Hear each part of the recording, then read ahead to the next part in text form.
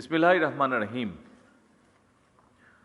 উপজেলা স্বাস্থ্য ও পরিবার কল্যাণ কর্মকর্তাগণের সম্মেলনে আজকের এই অনুষ্ঠানের সম্মানিত সভাপতি, সরকারের মন্ত্রী এবং উপদেষ্টা ও কর্মকর্তাবৃন্দ, বিশেষজ্ঞ চিকিৎসক, গবেষক, পেশাজীবী সংগঠনের নেতৃবৃন্দ এবং উপস্থিত সুধীবৃন্দ, আসসালামু আলাইকুম। শুরুতেই আমি সারা দেশের সকল চিকিৎসক এবং চিকিৎসা ব্যবস্থাপনার সঙ্গে জড়িত সবাইকে আন্তরিকভাবে ধন্যবাদ জানাই এবং এর মাধ্যমেই আমি আমার বক্তব্যটি শুরু করতে চাই। কারণ আপনারা চিকিৎসকগণ রোগে শোকে কাতর মানুষটির কিন্তু পরম বন্ধু হয়ে ওঠেন যখন কোনো একজন মানুষ অসুস্থ হয়ে পড়ে সিরিয়াসলি। চিকিৎসকগণই কিন্তু সত্যিকার অর্থে মানুষের বিপদের বন্ধু। এটি আমার নিজের ঘর দিয়ে আমি বুঝতে পারি।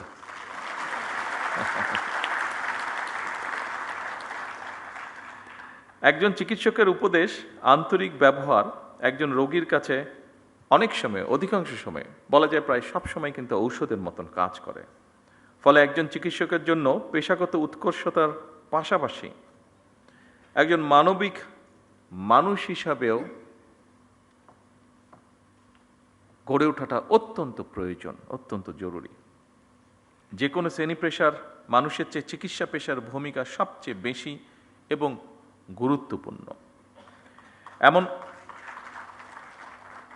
এমন বাস্তবতায় আজকের উপজেলা স্বাস্থ্য এবং পরিবার কল্যাণ কর্মকর্তাদের এই সম্মেলন অবশ্যই এই জাতির জন্য বা এই দেশের জন্য অত্যন্ত তাৎপর্যপূর্ণ। দেশের স্বাস্থ্য ব্যবস্থা এবং প্রাসঙ্গিক বিষয় এতক্ষণ বিভিন্ন বক্তা অত্যন্ত গুরুত্বপূর্ণ বক্তব্য রেখেছেন। বর্তমান সরকার সুস্বাস্থ্যের বাংলাদেশ এরকম একটি দেশ ধীরে ধীরে গড়ে তুলতে চায়। জাতীয় নির্বাচনের আগে আমরা জনগণের কাছে স্বাস্থ্যনীতির রূপরেখা তুলে ধরেছিলাম।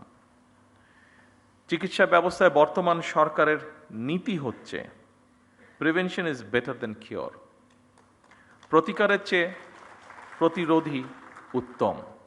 নিশ্চয়ই আপনাদের অভিজ্ঞতার আলোকেও এ কথাটি আপনারা বলবেন।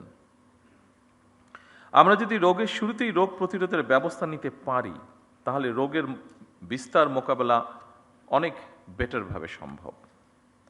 আমাদের এই নীতি বাস্তবায়নে উপজেলা স্বাস্থ্য ও পরিবার কল্যাণ কর্মকর্তাদের ভূমিকা, অর্থাৎ আপনাদের ভূমিকা অনস্বীকারযোগ্য। দুঃখজনক হলেও সত্য, বর্তমানে বিশেষজ্ঞ চিকিৎসক, বিশেষায়িত হাসপাতাল অথবা উন্নত ল্যাব প্রায় সব কিছুই শহর কেন্দ্রিক, কিংবা আরও সুনির্দিষ্টভাবে যদি আমরা বলতে চাই তাহলে অবশ্যই রাজধানী ঢাকা কেন্দ্রিক। এরকম বাস্তবতা থেকে বেরিয়ে এসে যদি আমরা জেলা উপজেলা ভিত্তিক হাসপাতাল কিংবা ক্লিনিকগুলোর মাধ্যমে উন্নত চিকিৎসা সেবা নিশ্চিত করতে পারি বা চাই, তাহলে বিশেষজ্ঞ চিকিৎসকগণ যেন জেলা উপজেলায় চিকিৎসা সেবা দিতে স্বাচ্ছন্দ্য বোধ করবেন। অপরদিকে রোগীদেরকে শারীরিক এবং আর্থিকভাবে আরও কষ্ট করে ঢাকামুখী হতে হবে না। শহর এবং গ্রামাঞ্চলে স্বাস্থ্যসেবা প্রাপ্তির ক্ষেত্রে বৈষম্য দূর করা বর্তমান সরকারের অন্যতম একটি প্রায়োরিটি। বৈষম্য দূর করে স্বাস্থ্য সেবার বিকেন্দ্রীকরণের লক্ষ্যে আমরা ইতিমধ্যেই পদক্ষেপ গ্রহণ এবং বাস্তবায়নের কাজও ধীরে ধীরে শুরু করেছি। যদিও এটি আমরা সকলেই বুঝি, এই কাজটি 1 মাস কিংবা 1 বছরেই বাস্তবায়ন করা সম্ভব নয়। সম্মানিত সকল উপস্থিতবৃন্দ, বিভিন্ন পরিসংখ্যান এবং স্বাস্থ্য বিশেষজ্ঞগণ বলেন যে দেশের মোট মৃত্যুর 71% অসংক্রামক রোগের কারণে হয়ে থাকে। সংক্রামক রোগ প্রতিরোধে উপযুক্ত সচেতনতা সৃষ্টি করার পাশাপাশি অসংক্রামক রোগ প্রতিরোধ এবং নিয়ন্ত্রণে ইতিমধ্যে প্রণীত যৌথ ঘোষণা বাস্তবায়নের কাজ শুরু হয়েছে। সাম্প্রতিক বছরগুলোতে পরিবেশগত বিপর্যয় এবং জলবায়ু পরিবর্তনের অভিঘাতের কারণে সংক্রামক রোগের পাশাপাশি অসংক্রামক রোগ যেমন শ্বাসকষ্ট, স্ট্রোক, হৃদরোগ ইত্যাদি স্বাস্থ্য ব্যবস্থাপনার উপরেও নিত্য নতুন চ্যালেঞ্জ সৃষ্টি করছে।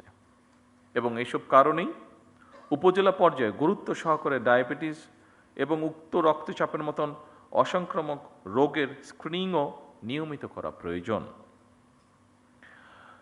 উপস্থিতিবৃন্দ, জীবনযাপনের ধরন পরিবর্তন করার ব্যাপারেও জনগণের মধ্যে অবশ্যই সচেতনতা তৈরি করাটা অত্যন্ত জরুরি, যা আপনাদের মাধ্যমে করাটা অনেক সহজ। আমার কাছে আরেকটি বিষয় মনে হয়, সেটি হচ্ছে ভেজাল এবং পুষ্টি সচেতনতা খাদ্য নিশ্চিত করা শহর হচ্ছে জেলা পর্যায়ে উপজেলা পর্যায়ে বেশি সহজ, কারণ প্রতিরোধ ব্যবস্থাপনায় জনস্বাস্থ্য সুরক্ষার মৌলিক ভিত্তি। আমাদের সরকার, বর্তমান সরকার বিশ্বাস করে UHF এর এর অর্থাৎ উপজেলা স্বাস্থ্য ও পরিবার কল্যাণ কর্মকর্তাগণ বাংলাদেশের স্বাস্থ্য ব্যবস্থার মূল চাবিকাঠি।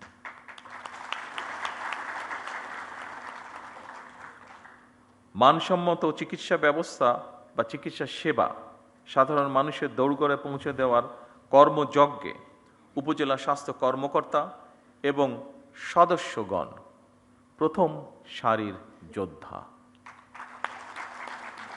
হেলথ কেয়ার ম্যানেজমেন্ট এবং হেলথ কেয়ার অ্যাডমিনিস্ট্রেটিভ ম্যানেজমেন্টের একটি অপরটির সঙ্গে অঙ্গাঙ্গিভাবে জড়িত। একজন উপজেলা স্বাস্থ্য ও পরিবার পরিকল্পনা কর্মকর্তাকে নিজ নিজ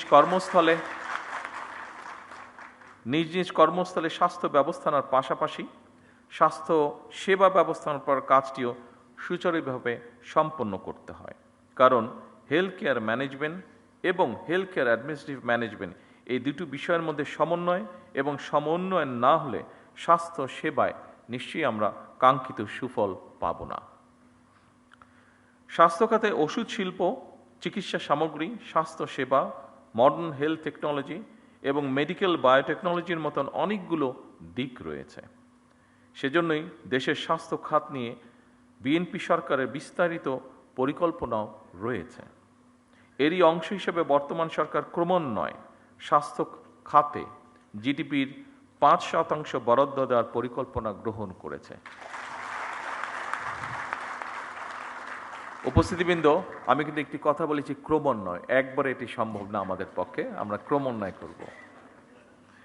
প্রসঙ্গক্রমে আমেরিকার একজন বিখ্যাত পুষ্টিবিদ জ্যাক লায়ন, তার একটি কথা এখানে আমি উল্লেখ করতে চাই। তিনি বলেছিলেন, আজকের স্বাস্থ্য সেবা ভবিষ্যতের বিনিয়োগ। এ কারণেই যুক্তরাজ্যের ন্যাশনাল হেলথ সার্ভিস NHS এর জেনারেল প্র্যাকটিশিয়ান জিপির আদলে প্রতিটি উপজেলা এবং পর্যায়ক্রমে প্রতিটি ইউনিয়নে একটি করে প্রাথমিক স্বাস্থ্য সেবা ইউনিট স্থাপন করা যায় কিনা সেটি আমাদের চিন্তাভাবনার মধ্যে রয়েছে। এই স্বাস্থ্যসেবা ইউনিটগুলোর দায়িত্ব পালনের জন্য বর্তমান সরকার ধারাবাহিকভাবে সারা দেশে 1 লক্ষ হেলথ কেয়ার নিয়োগ দেওয়ারও একটি পরিকল্পনা বা সিদ্ধান্ত রয়েছে, এবং এই হেলথ কেয়ারদের 80% হবেন নারী সদস্য। হেলথ কেয়ারগণ মানুষের দোরগোড়ায় গিয়ে জনগণকে প্রাথমিক হেলথ কেয়ার দেওয়ার পাশাপাশি স্বাস্থ্য বিষয়ক প্রয়োজনীয় পরামর্শগুলো তাদেরকে দেবেন।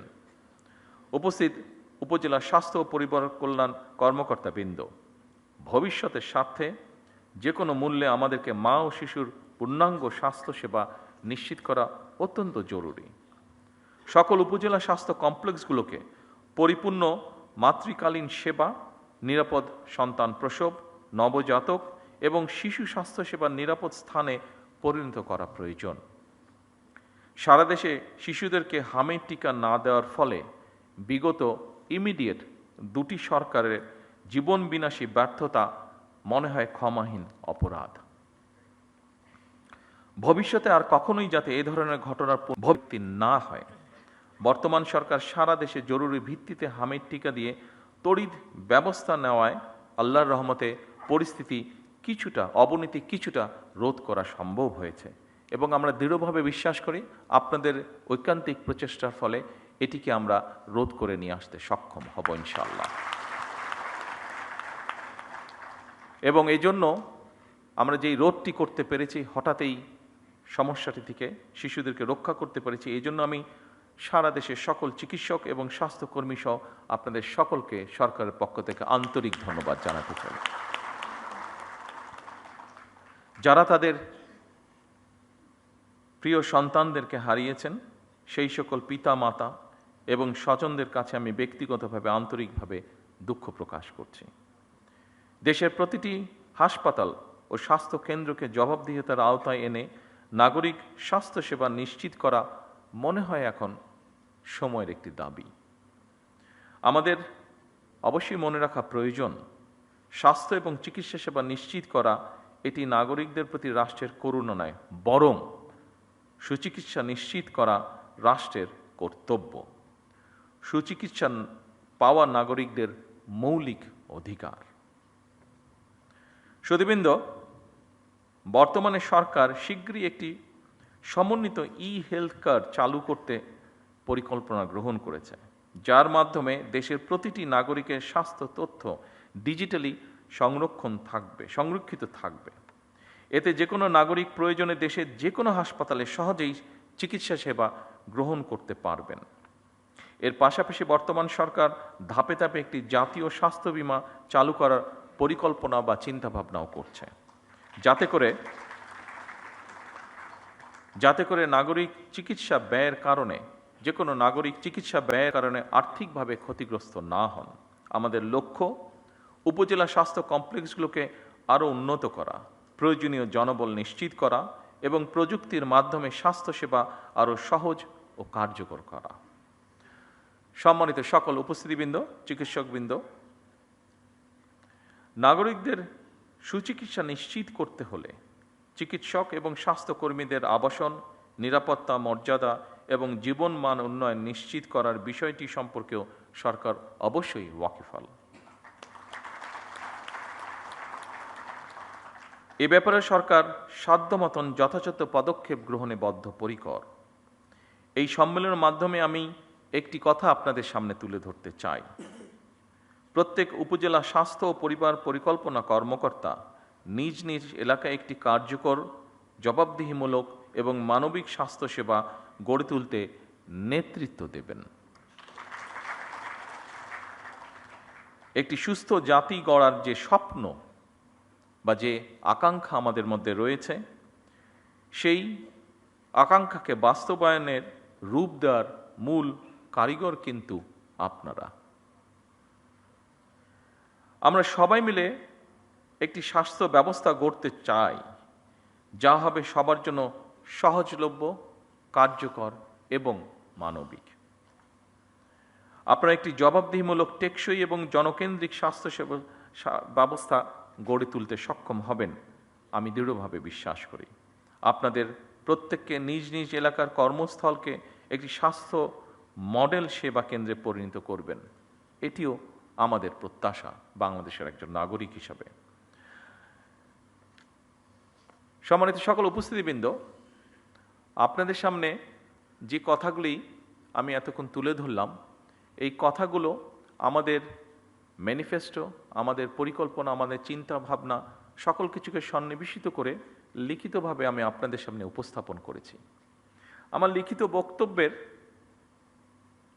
যে শেষ কথাটি বলেছি সেটি ছিল আমার লিখিত বক্তব্যের শেষ লাইনটি। তারপরে কয়েকটি লাইন আছে, সেইটু বলার আগে আমি আমার নিজস্ব দু একটি কথা আপনাদের সামনে আমি শেয়ার করতে চাই। আমরা প্রায়, বিশেষ করে বাংলাদেশের থেকে যারা চিকিৎসা সেবায় উচ্চতর ডিগ্রি নিতে চান, বা আমরা নিজেরাও অনেকেই যখন যে কোনো কারণেই বিদেশে যাই, আমাদের দেশের অধিকাংশ মানুষই কম বেশি ইউকেতে যান। আমার বক্তব্যে আমি এনএইচএস কথাটি উল্লেখ করেছি। এই এনএইচএস শব্দটির সাথে আপনারা প্রায় প্রত্যেক চিকিৎসক কম বেশি জড়িত। কেউ কেউ হয়তো যাবার সুযোগ হয়েছে যাদের, তারা দেখেছেন ব্রিটেনে তারা এনএইচএস নামক তাদের একটি ব্যবস্থাপনা আছে তাদের হেলথ সার্ভিসে। আর যাদের পক্ষে যাওয়া সম্ভব হয়নি, নিশ্চয়ই আপনারা বইপত্র থেকে অথবা সহকর্মীদের কাছে বিষয়টি সম্পর্কে শুনেছেন। আমি যেভাবে যে কোনো কারণেই হোক, রাজনৈতিক দুর্ভাগ্যবশতই হোক, আমাকে অনেকগুলো বছর ইউকেতে থাকতে হয়েছে। এই এনএইচএসটিকে আমি কাছে থেকে দেখার আমার সুযোগ হয়েছে। আমি এনএইচএসের প্রশংসায় যাচ্ছি না, আমি কিছু বাস্তবতা তুলে ধরার চেষ্টা করছি আপনাদের সামনে। এনএইচএসটি গঠিত হয়েছিল 1948-এ, খুব সম্ভব 5th of জুলাই কাজটি শুরু করেছিল তারা। আজকে প্রায় 75 বছর হয়ে গিয়েছে। আপনাদের যাদের পক্ষে সম্ভব হয়েছে, যারা আপনার ব্রিটেনে গিয়েছেন দেখেছেন, নিশ্চয়ই আপনার পত্রপত্রিকায় প্রায় দেখেছেন যে 75 বছর হয়ে গেছে এনএইচএস এর মাধ্যমে তারা তাদের দেশের মানুষকে সুবিধা দিচ্ছে। এনএইচএস এর তারপরেও সমস্যা রয়ে গিয়েছে এনএইচএস এর। অবশ্যই ব্রিটেন আমাদের থেকে অনেক ধনী একটি রাষ্ট্র। সেই ধনী রাষ্ট্র তাদের এই মুহূর্তে জনসংখ্যা খুব সম্ভব যতটুকু আমার ধারণা আছে 7 কোটির মতন। সেই এনএইচএস এর মতন একটি প্রতিষ্ঠান যার বয়স হচ্ছে 75 বছর, ব্রিটেনের মতন একটি রাষ্ট্র যার অর্থনৈতিক অবস্থান আমাদের থেকে অনেক বেশি শক্তিশালী, ব্রিটেনের মতন একটি দেশ যার জনসংখ্যা আমাদের 3 ভাগের 1 ভাগ, সেখানেও সরকার এনএইচএসকে চালাতে, এনএইচএস এর মাধ্যমে জনগণকে স্বাস্থ্য সুবিধা দিতে হিমশিম খাচ্ছে। প্রায় বিভিন্ন রকম এনএইচএসকে বাজেট দিতে হবে, এনএইচএস এর বাজেট বাড়াতে হবে, বিভিন্ন রকম সহযোগিতা করতে হবে, এই বিষয়গুলি প্রায় তাদের পত্র পত্রিকা বিভিন্ন আলোচনায় উঠে আসে। আপনারা আজকের এখানে প্রেজেন্টেশনে অনেকগুলো আপনাদের সমস্যার কথা বলেছেন। অবশ্যই সমস্যা থাকবে, কাজ করতে গেলে আপনাদের বিভিন্ন রকম সুবিধা অসুবিধা থাকবে, এবং সেটি সরকারের কাছে তুলে ধরাটাও অবশ্যই সঠিক কাজ আপনারা করেছেন। তবে সকল চিকিৎসকবৃন্দ উপস্থিত সহ আরও যারা এখানে উপস্থিত আছেন, দেখুন আমরা কিন্তু এদেশেই হয়েছি। এখানে আমরা এই হলরুমের মধ্যে যতগুলো মানুষ আজকে আমরা এখানে উপস্থিত আছে, প্রত্যেকটা মানুষ কিন্তু আমরা এই বাংলাদেশে জন্মেছি, প্রত্যেকটি মানুষ আমরা এই বাংলাদেশেই বড় হয়েছি। কাজে এই দেশের রাষ্ট্রের কি অবস্থা, এই দেশের মানুষের কি অবস্থা, আমাদের সমাজের কি অবস্থা, এগুলো আমাদের বোধহয় কাউকে বলে দেবার বা বুঝিয়ে দেবার প্রয়োজন নেই। প্রত্যেকটি জিনিসের সাথে আমরা পরিচিত। সেজন্যই আজকে আমি বলছি না একবারও, আমার অবস্থান থেকে আমি আপনাদেরকে বলছি না যে আপনারা যে সকল সমস্যাগুলো, আপনাদের কাজ করতে গিয়ে যে সকল সমস্যাগুলো আপনারা ফেস করেছেন সেগুলো গভর্নমেন্ট অ্যাড্রেস করবে না বা করতে পারবে না, এরকম কোনো কথা বলছি না। তবে সরকারের পক্ষ থেকে আমি আপনাদের সহযোগিতা চাইছি, আপনাদের সাহায্য চাইছি। আমি কেমন করে? দেখুন, যেই কথাটি আমি বললাম যে আমরা আমাদের দেশের অর্থনৈতিক অবস্থা বলুন, সামাজিক অবস্থা বলুন, প্রত্যেকটি জিনিস সম্পর্কে আমরা জানি, ধারণা আছে। আমি আগেই বলেছি যে এনএইচএস এর মতন একটি প্রতিষ্ঠান যেই দেশে আছে সেই দেশকেও হিমশিম খেতে হচ্ছে সেটিকে সাপোর্ট দেওয়ার জন্য। তাদের থেকে অর্থনৈতিকভাবে আমরা অনেক পিছিয়ে আছি। আর এর মধ্যে কি হয়েছে না হচ্ছে আপনাদেরও কম বেশি ধারণা আছে। আমি সেই বিতর্কে যাচ্ছি না, সেই বিস্তারিত বিবরণেও যাচ্ছি না। আমরা যদি প্রত্যেকে, যেমন যেই প্রেজেন্টেশনটি প্রথম দিকে আমরা দেখেছি একটা বইয়ের বিভিন্ন পাতা, ওই বইটা মনে হয় আপনাদের কাছে আছে, এখানেও আছে, এটা 6 নম্বর পেজে স্বাস্থ্য প্রতিমন্ত্রী সাহেব, আমি ওনাকে তখন বলছিলাম যে আবর্জনার একটি উপজেলা স্বাস্থ্য কমপ্লেক্সের সামনে একটি অ্যাম্বুলেন্স দাঁড়িয়ে আছে এবং সাইডে অনেকগুলো আবর্জনা পড়ে আছে। এটা স্বাস্থ্য প্রতিমন্ত্রী সাহেব উনি বলেছেন যে এই ময়লাটাকে পরিষ্কার করার জন্য খুব বেশি রিসোর্সের প্রয়োজন নাই, এটিকে পরিষ্কার করার জন্য একটি ইচ্ছা শক্তির প্রয়োজন, এটিকে পরিষ্কার রাখার জন্য একটি মন মানসিকতার প্রয়োজন। যেটুক পরিমাণ রিসোর্স সেটিকে ম্যানেজ করার জন্য আছে, মনে হয় আপনারা যদি স্ব প্রতিষ্ঠানে চেষ্টা করেন নিশ্চয়ই সিচুয়েশন কিছুটা হলেও পরিবর্তন করা সম্ভব। আমি যদি আমার পেশেন্টদেরকে শেখাই শুধু এই অসুখে এই ওষুধ খেতে হবে, এই কাজটি করো না তাহলে এই অসুখটি হবে না, এটা বলার পাশাপাশিও আমি যদি তাদেরকে হাইজিন সম্পর্কে একটি কথা বলি, আমি যদি তাদেরকে শিখাই যে যদি ময়লাটি কম করো তাহলেই ময়লা কম হবে, ময়লাটি কম করো তাহলেই ময়লা কম হবে, নিশ্চয়ই আপনাদেরকে আমি বোঝাতে পেরেছি যে আমি চানাচুর খেলাম, কলাটা খেলাম, এখানেই ফেলে দিলাম। এই অভ্যাসটিকে যদি কোনোভাবে আমরা পরিবর্তন করাতে পারি তাহলে ময়লাই তো কম হচ্ছে।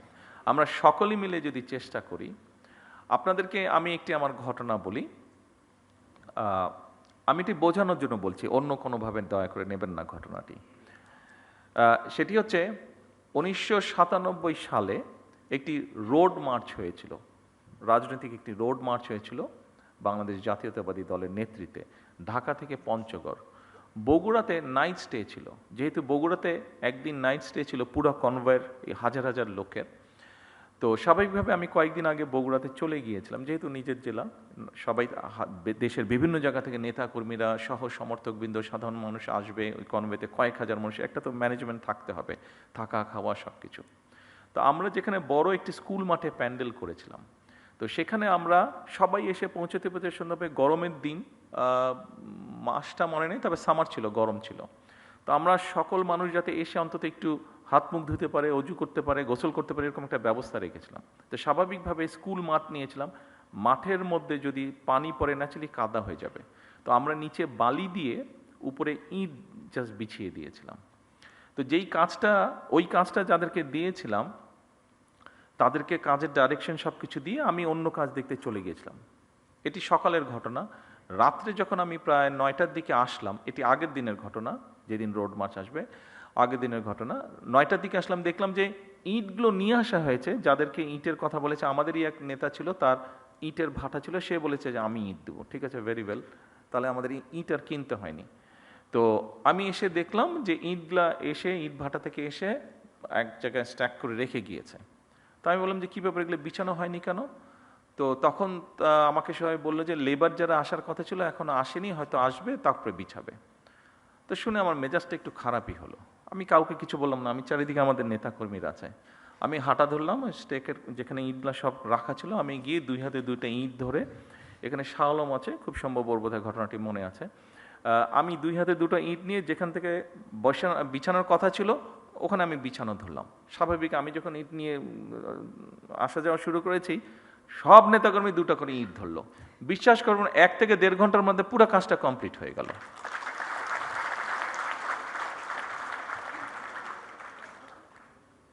আপনারা যে যেখানে কাজ করছেন, আপনারা সেখানকার নেতৃত্ব, আমি আমার বক্তব্যে বলেছি, কাজে আপনাদের উপরে অনেক কিছু নির্ভর করছে। আমি জানি আপনাদের সমস্যা আছে, আমি একটু আগে বলেছি এনএইচএস তারাও সমস্যার ভিতর দিয়ে যাচ্ছে, কাজে আমাদের যাওয়ারই কথা। তাদের অর্থনৈতিক অবস্থা অনেক শক্তিশালী, কিন্তু আপনারা যদি, এটি আপনার প্রতিষ্ঠান, ওখানে আপনি নেতৃত্ব দিচ্ছেন, আপনি যদি চান, 100% সম্ভব না, বাট অনেক সমস্যার সমাধান করা কিন্তু সম্ভব। চেষ্টা করে দেখুন, আমি দৃঢ়ভাবে বিশ্বাস করি আপনারা পারবেন। আপনারা পারবেন বলেই কিন্তু আপনাদের কাছে এই প্রত্যাশাটা করছি। সরকার একা কিছু পারবে না।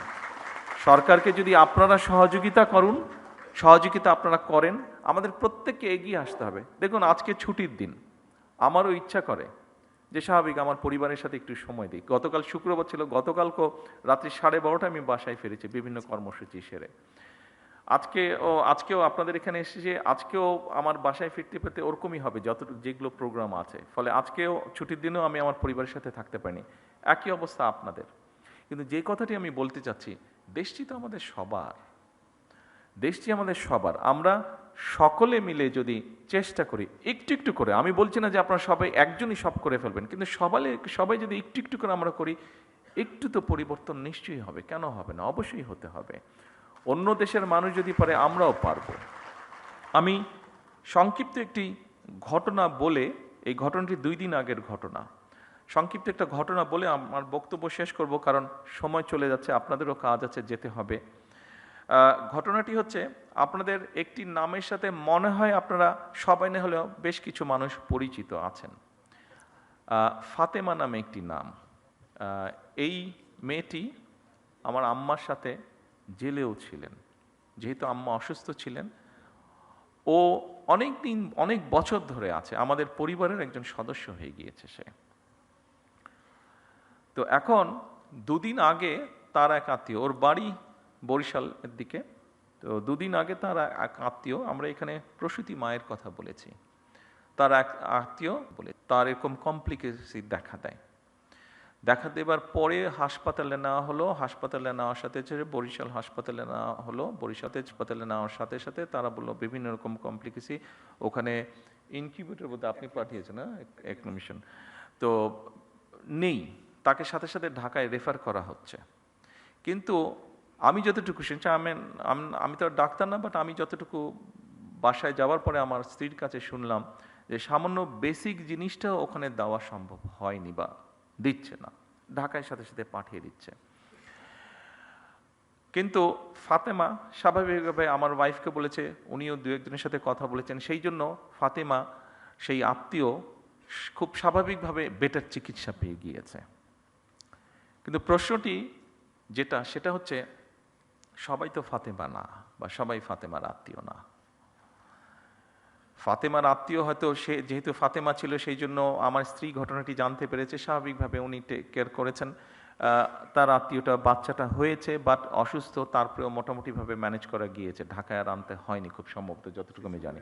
আর সামহাও মিনিস্টার সাহেবও জানার পরে উনিও কিছুটা ইন্টারফেয়ার করেছেন, ফলে এখান থেকে সাথে সাথে একটা মেশিন বোধহয় ছিল না, মেশিনটা বোধহয় পাঠানো হয়েছে, ফলে ওর আত্মীয়র বদলতে অনেকগুলো শিশু এখন সেই সুবিধাটা পাবে, অনেকগুলো শিশু সেই কষ্ট থেকে বা সেই সমস্যা থেকে, সেই বিপদ থেকে বেঁচে যাবে।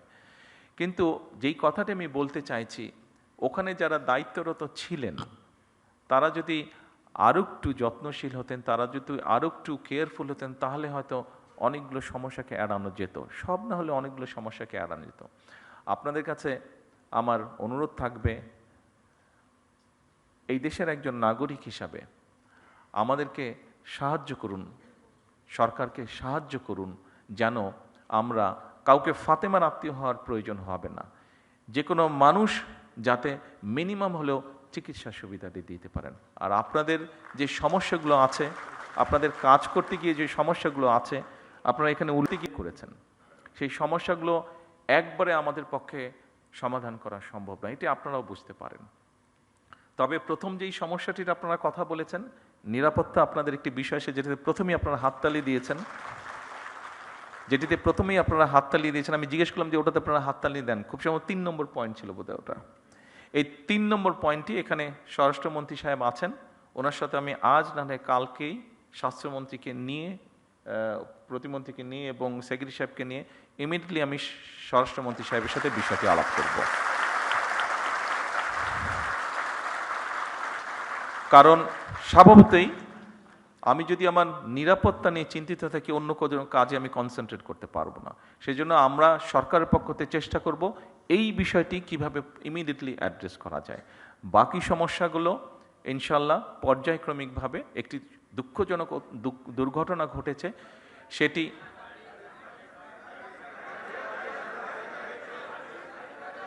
গাড়ি বলছেন না বাড়ি বলছেন? হ্যাঁ, গাড়ি। আমি আসছিলাম, সেটাতেই আমি আসছিলাম, জি, টেইলার ড্রাইভার, সেটাতেও আমি আসছিলাম। দেখুন,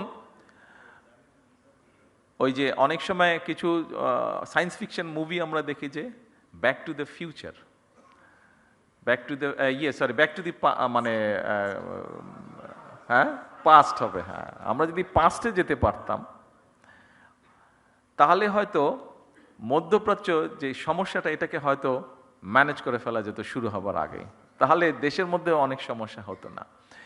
তেলের যেই কিছু কিছু ক্ষেত্রে বিভিন্নভাবে কিছু অসুবিধা হচ্ছে, যেটি আপনারা বলেছেন, অবশ্যই ইট ইজ নিডেড। একটু সময় দিন আমাদেরকে, আমরা যেহেতু পিছন তো যেতে পারবো না, সামনে পিছনে যেই সমস্যাটা তৈরি হয়েছে এটার জন্য আরও সমস্যা তৈরি হয়েছে, আমাদেরকে অতিরিক্ত অনেক বেশি দাম দিয়ে দেশের মানুষ যাতে স্বাভাবিকভাবে সব কিছু রাখতে পারে, আমাদের যেরকম ভর্তুকির পরিমাণ বাড়াতে হয়েছে জ্বালানিতে, একইভাবে ইন্টারন্যাশনাল মার্কেট থেকে $2 বিলিয়নেরও বেশি ডলার দিয়ে আমাদেরকে ইমিডিয়েট তেল ক্রয় করতে হয়েছে। তার ফলে সরকারের বা জনগণের অনেকগুলো অর্থ খরচ হয়ে গিয়েছে। আমরা চেষ্টা করব যত দ্রুত সম্ভব, ড্রাইভারই হোক অথবা গাড়ির তেলের ব্যবস্থাটি হোক, আমরা করার চেষ্টা করব। একটু সময় দিতে হবে আমাদেরকে, একটু সময় লাগবে, পুরো জিনিসটা ম্যানেজ করার জন্য একটু সময় লাগবে। আপনারা একটু ধৈর্য ধরেন, ইনশাল্লাহ বাকিগুলো ধীরে ধীরে আমরা করব। তবে নিরাপত্তার বিষয়টি আমরা ইনশাল্লাহ ইমিডিয়েটলি দেখব। সকল চিকিৎসকবৃন্দ, বক্তব্য শেষ করার আগে দিয়ে আবারও আমি আপনাদের কাছে সহযোগিতা চেয়ে যাচ্ছি। সরকারকে দয়া করে, সরকারকে বাদ দেন, আপনি মানুষকে সহায়তা করুন, মানুষকে সহযোগিতা করুন, মানুষকে হেল্প করুন। কারণ সে আপনারই কেউ না কেউ, সে আপনারই একজন, সে আপনার এই সমাজের একজন সদস্য, সে আপনার এই দেশের একজন নাগরিক। আসুন আমরা যেহেতু এখানে আমরা যারা উপস্থিত আছি, এই ঘরে যে কজন মানুষ আমরা উপস্থিত আছে, আমরা কোনো না কোনোভাবে কিন্তু প্রিভিলেজড, কেউ কম কেউ বেশি, কিন্তু প্রত্যেকে প্রিভিলেজ, কেউ না বলতে পারবেন না, কিন্তু কোনো না কোনোভাবে প্রত্যেকে কিন্তু প্রিভিলেজড। বাংলাদেশের অধিকাংশ মানুষ, অধিকাংশ নাগরিক কিন্তু নট প্রিভিলেজড। আসুন, যারা নট প্রিভিলেজড, আমরা অল্প সংখ্যক মানুষ যারা প্রিভিলেজড আছি, চেষ্টা করি কিভাবে নট প্রিভিলেজদেরকে কিছুটা সহযোগিতা করতে, কিছুটা সাহায্য করতে, কিছুটা তাদের কষ্ট লাঘব করতে। আমি বিশ্বাস করি যে কথাগুলো, যে অনুরোধগুলো আপনাদের সামনে আমি করেছি, আমরা সকলে মিলে চেষ্টা করলে নিশ্চয়ই অবস্থার পরিবর্তন করতে সক্ষম হব। আপনাদের সকলের সুস্বাস্থ্য, সকলের নিরাপত্তা কামনা করে আমার বক্তব্য শেষ করছি। আল্লাহ হাফেজ। বাংলাদেশ জিন্দাবাদ।